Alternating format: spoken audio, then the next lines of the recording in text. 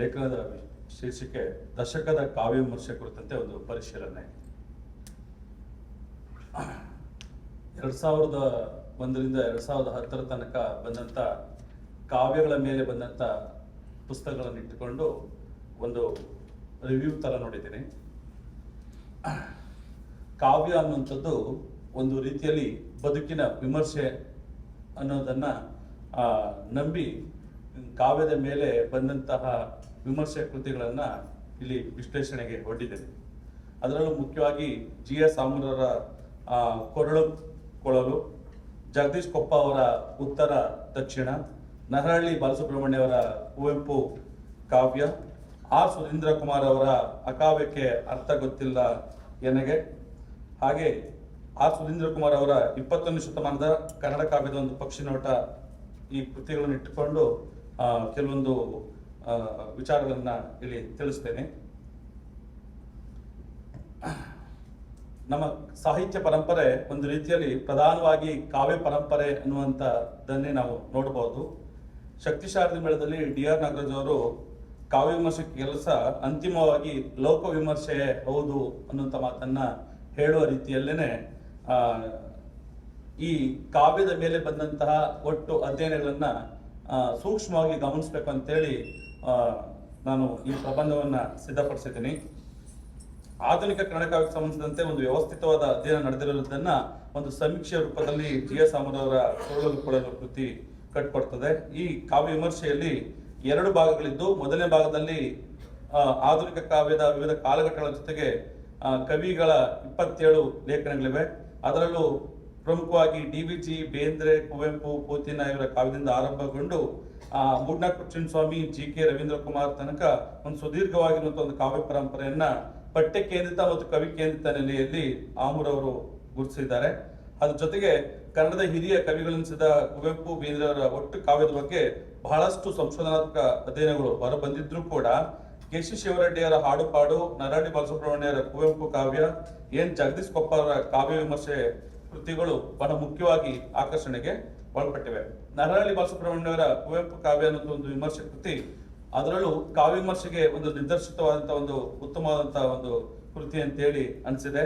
ಒಬ್ಬ ಮಹಾಕವಿ ತನ್ನ ಅನುಭವಗಳನ್ನ ಅಭಿವ್ಯಕ್ತಿಸಲು ಹಲವು ಕಾವ್ಯಧಾರೆಗಳನ್ನ ಹೇಗೆ ಕಂಡುಕೊಳ್ತಾರೆ ಅನ್ನೋದನ್ನ ಕುವೆಂಪು ಅವರ ಕಾವ್ಯದ ಒಳಗೆ ಕವಿಯ ಸಾಲುಗಳನ್ನು ಇಟ್ಟುಕೊಂಡು ಅವರು ಬರೆದಿರುವಂಥದ್ದು ಇದೆ. ಪ್ರೇಮೋಪನಿಷತ್ತು ಮತ್ತೆ ನಿಸರ್ಗ ಪ್ರೀತಿಯನ್ನ ಇಟ್ಕೊಂಡು ಗುರುತಿಸಿರುವಂಥದ್ದು. ಜೊತೆಗೆ ಇನ್ನೊಂದು, ಕುವೆಂಪು ಮತ್ತು ಬೇಂದ್ರೆ ಕನ್ನಡನಾಡಿನ ಬಹುಶ್ರೇಷ್ಠ ಕವಿಗಳು ಆಗಿರೋದ್ರಿಂದ ಅವರ ಕವಿತೆಗಳನ್ನ ವಸ್ತುನಿಷ್ಠವಾಗಿ ಜಗದೀಶ್ ಕೊಪ್ಪ ಅವರ ಉತ್ತರ ದಕ್ಷಿಣ ಕೃತಿ ಒಂದು ರೀತಿಯಲ್ಲಿ ಮಾದರಿಯಾಗಿ ಸಂಶೋಧನೆಯಲ್ಲಿ ಕಂಡು ಬರುತ್ತದೆ. ಹಿರಿಯ ಕವಿಗಳ ಕಾವ್ಯಗಳನ್ನ ಅಭ್ಯಸಿಸುವಾಗ ಒಬ್ಬ ಕವಿಯ ಪರಿಸರ, ಬಾಲ್ಯ, ಪ್ರಭಾವ ಮತ್ತು ಆ ಸಾಂಸ್ಕೃತಿಕ ಘಟನೆಗಳು ಹೇಗೆ ಮುಖ್ಯ ಅನ್ನೋದನ್ನ ಈ ಕೃತಿಯಲ್ಲಿ ಜಗದೀಶ್ ಕೊಪ್ಪ ಅವರು ಗುರುತಿಸ್ತಾರೆ. ಮತ್ತಿನ್ನೊಂದು, ಈ ಇಬ್ಬರು ಮಹಾಕವಿಗಳು ಹೆಣ್ಣಿಗೆ ಕೊಟ್ಟಂತ ಮಹತ್ತರವಾದಂತ ಸ್ಥಾನ ಎಂಥದ್ದು ಮತ್ತು ನಮ್ಮಲ್ಲಿ ಕಾಲದಿಂದ ಕಾಲಕ್ಕೆ ಮಹಿಳೆಯ ಸ್ಥಾನಮಾನದಲ್ಲಿ ವಿಭಿನ್ನ ರೀತಿಯ ಬದಲಾವಣೆಗಳು ಹೇಗಾಗಿವೆ ಅನ್ನೋದನ್ನ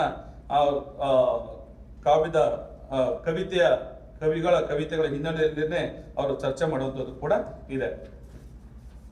ಜೊತೆಗೆ ನವ್ಯೋತ್ತರದ ಸಂದರ್ಭದಲ್ಲಿ ಕನ್ನಡ ಕಾವ್ಯದ ಗೊತ್ತುಗುರಿಗಳನ್ನೆಲ್ಲ ಒಂದು ಚಳುವಳಿಯ ಹಿನ್ನೆಲೆಯಾಗಿ ಇಟ್ಟುಕೊಂಡು ತನ್ನದೇ ಭಿನ್ನ ಮಾರ್ಗವನ್ನ ಕಂಡುಕೊಂಡಂತ ಬಂಡಾಯ ಕಾವ್ಯದ ಒಂದು ಶ್ರೇಷ್ಠತೆಯನ್ನು ಸಾರಿದಂತ ಒಬ್ಬ ಕವಿ ಪಂಚಗೇರಿ ಜಯಪ್ರಕಾಶ್ ಅವರ ಕಾವ್ಯವನ್ನ ಕೂಡ ಇಲ್ಲಿ ಅಧ್ಯಯನಕ್ಕೆ ಒಳಪಡಿಸಿದ್ದೀನಿ.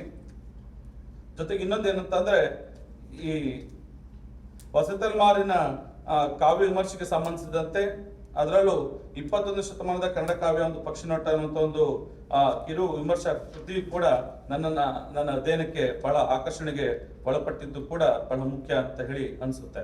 ಬೇಂದ್ರೆ, ಕುವೆಂಪು, ಅಡಿಗರು, GS ರುದ್ರಪ್ಪ ಮತ್ತು ಕಂಬಾರ್ ಅವರ ಕಾವ್ಯವನ್ನು ಕೂಡ ಇಟ್ಟುಕೊಂಡು ನವ್ಯೋತ್ತರದ ಕವಿಗಳಾಗಿರುವಂತ HS Shriprakash, KB Siddaiah, Arvind Malagatti, ಪ್ರತಿಭಾನಂದ Kumar, S Manjunath ಮತ್ತು T ಯಲ್ಲಪ್ಪ ಇವರ ಕಾವ್ಯಗಳನ್ನು ಕೂಡ ಬಹಳ ಸೂಕ್ಷ್ಮವಾಗಿ ಈ ಪುಸ್ತಕದಲ್ಲಿ ಸುಧೀಂದ್ರ ಕುಮಾರ್ ಅವರು ಗುರುತಿಸಿದ್ದಾರೆ. ಮೊದಲ ದಶಕದ ಸಂದರ್ಭದಲ್ಲಿ 50ಕ್ಕೂ ಹೆಚ್ಚಿನ ಕವನ ಸಂಕಲನಗಳು ಪ್ರಕಟಗೊಂಡಿದ್ದನ್ನು ಕನ್ನಡ ಕಾವ್ಯದ ಹರಿವಿನ ಅಭಿವ್ಯಕ್ತಿ ಮತ್ತು ಅನ್ವೇಷಣೆ ಹಿನ್ನೆಲೆಯಲ್ಲಿ 3 ವಿಧದಲ್ಲಿ ಗುರುತಿಸಿರುವಂತಹ ಒಂದು ಕ್ರಮ ಮುಂದಿನ ಕಾವ್ಯವನ್ನು ಓದುವಂತ ಅಧ್ಯಯನ ಮಾಡುವಂತವರಿಗೆ ಒಂದು ಅನುಕೂಲ ಅಂತ ಹೇಳಿ ಅನ್ಸುತ್ತೆ. ಸಮುದಾಯ ಸಂಬಂಧಿತವಾಗಿ ಆಧುನಿಕ ಜೀವನದ ನಿರೂಪಕವಾಗಿ ಮತ್ತು ಸ್ತ್ರೀ ಸಂವೇದನಾ ಆಯಾಮದ ನೆಲೆಗಳಲ್ಲಿ ವಿಮರ್ಶಕರು ಸುದೀರ್ಘವಾಗಿ ಚರ್ಚಿಸುವುದು ಕೂಡ ಬಹಳ ಮುಖ್ಯ ಅಂತ ಹೇಳಿ ಅನ್ಸುತ್ತೆ. ಹೊಸ ತಲೆಮಾರಿನ ಕವಿಗಳಲ್ಲಿ ಅದರಲ್ಲೂ NK ಹನುಮಂತಯ್ಯ ಒಂದು ಭಿನ್ನವಾದಂತ ಮತ್ತು ಭರವಸೆಯುತವಾದಂತಹ ಕಾವ್ಯವನ್ನ ಕಟ್ಟಿ ಆ ಕವಿ ನಮ್ಮಿಂದ ಒಂದು ಮಿಂಚು ಹುಳದ ರೀತಿ ಮರೆಯಾದರು. ದಿನನಿತ್ಯದ ವರ್ತಮಾನದ ಸಂಕಷ್ಟಗಳನ್ನ ಕಾವ್ಯಗಳಲ್ಲಿ ಹೇಗೆ ಕಟ್ಟಬೇಕು ಅನ್ನೋದನ್ನ ಒಂದು ಮುಂದಿನ ಕಾವ್ಯದಾರಿಗೆ ಒಂದು ದಿಕ್ಸೂಚಿಯನ್ನೇ ತೋರಿಸ್ಕೊಟ್ರು ಅಂದ್ರೂ ಕೂಡ ತಪ್ಪಾಗೋದಿಲ್ಲ. ಯಾಕಂದ್ರೆ ಚಿತ್ರದ ಬೆನ್ನು, ಹಿಮದ ಹೆಜ್ಜಲಿನ ಕವಿತೆಗಳು ಕನ್ನಡ ಕಾವ್ಯ ಪ್ರಪಂಚದಲ್ಲಿ ಮೈಲಿಗಳನ್ನು ನಿರ್ಮಿಸಿದ ಕಾವ್ಯ ರಚನೆಗಳಾಗಿದೆ ಎಂದರೆ ತಪ್ಪಾಗೋದಿಲ್ಲ. ಜೊತೆಗೆ ಅದರಲ್ಲೂ NK ಅವರ ನಂತರ TLF ಅವರ ಕವಿತೆಗಳಾಗ್ಬೋದು ಮತ್ತು S ಮಂಜುನಾಥ್ ಅವರ ಕವಿತೆಗಳು ಒಂದು ಹೊಸ ಭರವಸೆಯ ಕಾವ್ಯದ ಹಾದಿಯನ್ನ ತಿಳಿಸ್ತಾ ಇದೆ. ಒಟ್ಟಿನಲ್ಲಿ ಕಳೆದ ದಶಕದ 10 ವರ್ಷಗಳ ಕವಿತಾ ರಚನೆಯಲ್ಲಿ ಭರವಸೆಯುತವಾದಂತಹ ಗಟ್ಟಿ ಕಾವ್ಯದನೆಗಳು ಕನ್ನಡ ಸಾರಸ್ವತ ಲೋಕಕ್ಕೆ ಸಿಗೋದ್ರಲ್ಲಿ ಯಾವುದೇ ಅನುಮಾನವಿಲ್ಲ ಎಂಬುದು ಈ ನನ್ನ ಕಾವ್ಯ ವಿಮರ್ಶೆಗೆ ಸಂದರ್ಭದಲ್ಲಿ ತಿಳಿದಂತ ಒಂದು ವಿಚಾರ. ಎಲ್ಲರಿಗೂ ಕೇಳಿದ್ದಕ್ಕಾಗಿ ಧನ್ಯವಾದಗಳು.